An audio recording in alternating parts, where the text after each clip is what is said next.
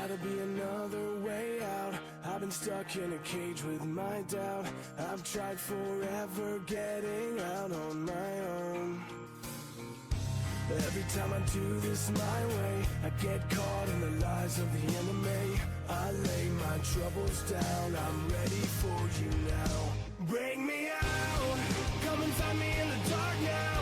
Every day by myself I'm breaking down. I don't wanna fight alone anymore. Bring me out, from the prison of my own pride. My God, I need a hope I can't deny. Yo les petits otaku et bienvenue pour ma première vidéo. Et aujourd'hui on se retrouve pour le top 5 des personnages les plus puissants de Naruto. Avant tout, je tiens à préciser que les protagonistes de Naruto sont tellement nombreux qu'il est compliqué d'y voir clair sur leur capacité à vaincre leurs adversaires respectifs. Ce top 5 ne concerne donc que des personnages vivants de la dernière partie de l'histoire. À la 5e position on retrouve Killer Bee. C'est le frère adoptif du Raikage avec qui il forme un duo de choc. Bee est également l'hôte du démon à 8 queues. Il a réussi à s'entendre avec ce dernier et leur complicité fait des miracles en combat. Récemment, il a récupéré Samidare, une arme capable d'absorber le chakra de ses adversaires. En 4e position, on retrouve Obito Uchiwa. Cet homme est nourri par la frustration et la haine.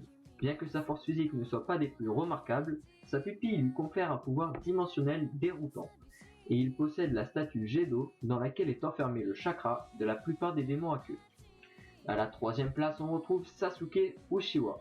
Dernier membre du clan Uchiwa et éternel rival de Naruto, il voue une profonde haine aux dirigeants de Konoha. Cet utilisateur du Sharingan voit sa force croître au fur et à mesure que son âme noircit. Expert en dojutsu, sa pupille évolue et dévoile des pouvoirs dont le potentiel semble sans limite. À 2e place, on retrouve le personnage principal du manga, je veux bien sûr parler de Naruto Uzumaki. Malgré des débuts difficiles, il a toujours fait preuve d'une implacable confiance en lui. Constant dans l'effort, ses nombreux entraînements ont fini par porter leurs fruits. Grâce à son caractère enjoué, il peut compter sur des alliés de poids. Même les redoutables démons à queue ont accepté de lui conférer leur pouvoir au cours de leur rencontre. En première position, on retrouve Madara Uchiwa. Cet homme tristement célèbre est revenu à la vie grâce à la réincarnation des âmes. Il a ainsi obtenu l'immortalité et du chakra à volonté. Se libérant de son invocateur, il a récupéré son autonomie et ses pouvoirs légendaires. Son projet Œil de Lune lui conférerait une souveraineté sans précédent. Et comme vous l'aurez compris, ce top 5 est déjà terminé, j'espère qu'il vous aura plu. Si c'est le cas, n'hésitez pas à aimer, à partager avec vos amis et surtout de commenter un sujet que vous aimeriez que j'aborde. Sur ce, je vous dis sayonara.